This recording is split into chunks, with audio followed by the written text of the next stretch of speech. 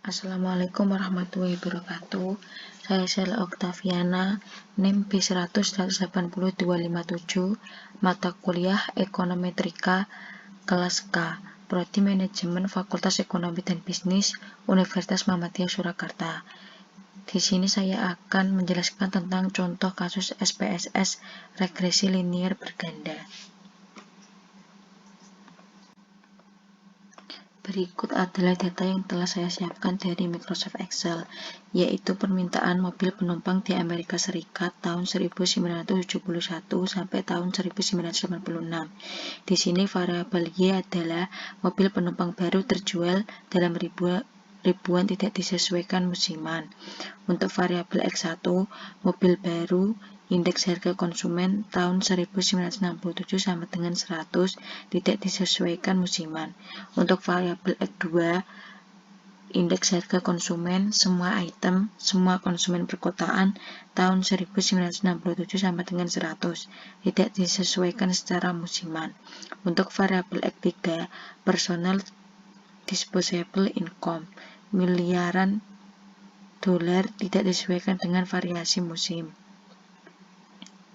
Untuk variabel X4, suku bunga, persen, kertas perusahaan, pembiayaan ditempatkan langsung.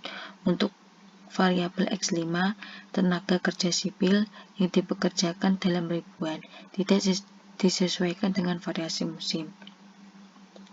Di sini ada 16 data dari tahun 1971 sampai tahun 1996. Berikut penampakan data yang telah saya copy dari Excel, yaitu data permintaan mobil penumpang baru di Amerika Serikat tahun 1971 sampai tahun 1986. Dan ini variabel view-nya.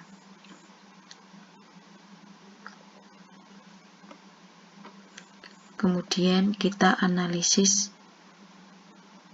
regresi linier. Setelah kita analisis regresi linier, akan muncul variabel dependennya, yaitu Y, mobil penumpang baru terjual. Untuk variabel independennya, kita masukkan X1, X2, X3, X4, dan X5. Setelah itu, kita pilih statistik. Setelah itu, kita pilih statistik, lalu kita pilih estimate, model fit, dan deskriptif, lalu kita klik continue, lalu OK. Deskriptif statistik, Y menghasilkan min 1000,1250 dengan standar deviasi 1163,64461. Pada variabel X1 menghasilkan min 1622,1250 dengan standar deviasi 407,35683. Pada variabel X2 menghasilkan min 2201,1250 dengan standar deviasi 749,97919. Pada variabel X3 menghasilkan min 17455,4375 dengan standar deviasi 7422,57260. Pada variabel X4 menghasilkan min 805,9375 dengan standar deviasi 264,19449.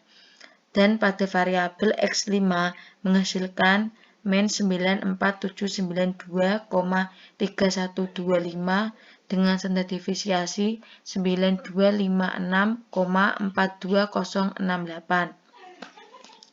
Di sini untuk jumlah N semuanya adalah 16. Selanjutnya, pada tabel correlation itu merupakan hubungan X dan Y, di mana jika X minus lebih rendah, maka Y lebih tinggi. Lalu jika X minus lebih tinggi, maka Y lebih rendah. Tetapi jika X positif lebih tinggi, maka Y lebih tinggi juga. Dan jika X positif lebih rendah, maka Y lebih rendah juga.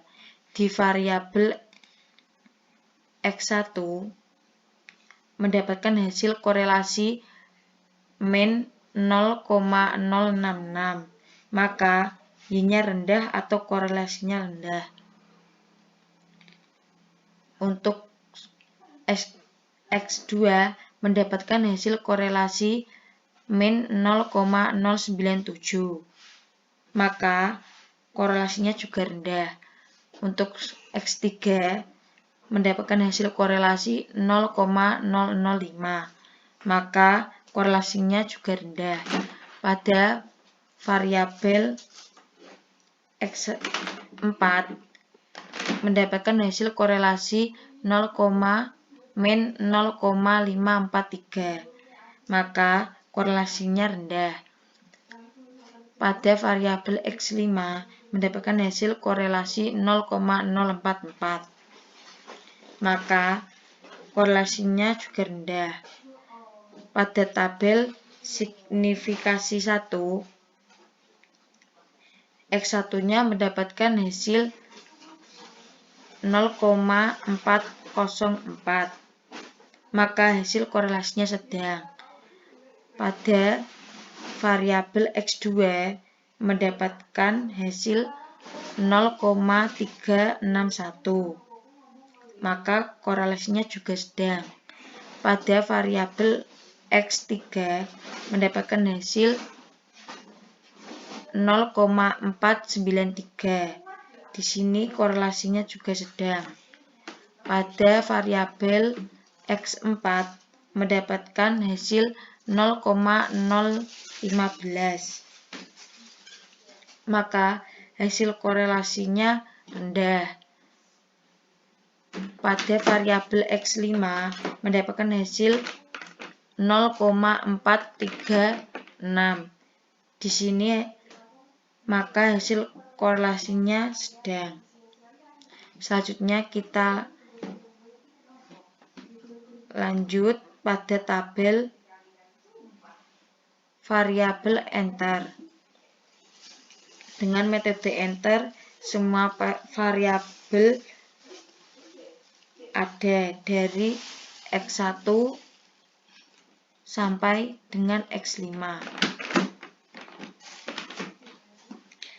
Selanjutnya pada tabel model summary terdapat output R 0,873 dan R square 0,762. Untuk adjust R square-nya merupakan variabel lain, maka R square di sini 76,2%. Tetapi di sini standar error of the estimate cukup tinggi, maka terjadi kesalahan yang dihasilkan juga cukup tinggi. Sebaiknya standar error of the estimate itu rendah, maka kesalahan yang akan terjadi juga akan rendah. Selanjutnya, pada tabel ANOVA mendapatkan hasil F 6,400. Selanjutnya, pada tabel ANOVA mendapatkan hasil F 6,400 dengan signifikasi 0,006, maka 0,006 lebih kecil dari 0,050. Itu cukup berpengaruh pada variabel Y. Pada tabel titik F dengan desimal 0,050, maka dengan rumus F tabel K titik koma N min K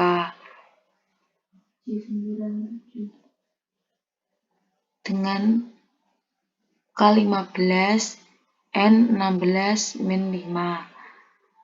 Jadi, hasilnya adalah 3,20.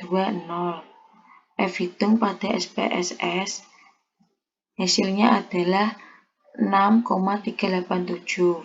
Maka F hitung lebih besar dari F tabel. 6,387 lebih dari 3,20.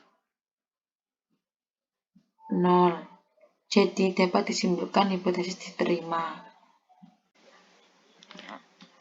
Pada tabel koefisien, kita lihat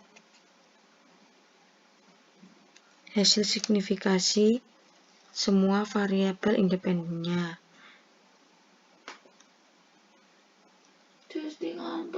Karena alfa 0,050, jadi hasilnya H0. Karena variabel independennya tidak mempengaruhi variabel dependen. Sekian presentasi dari saya, kurang lebihnya saya mohon maaf. Wassalamualaikum warahmatullahi wabarakatuh.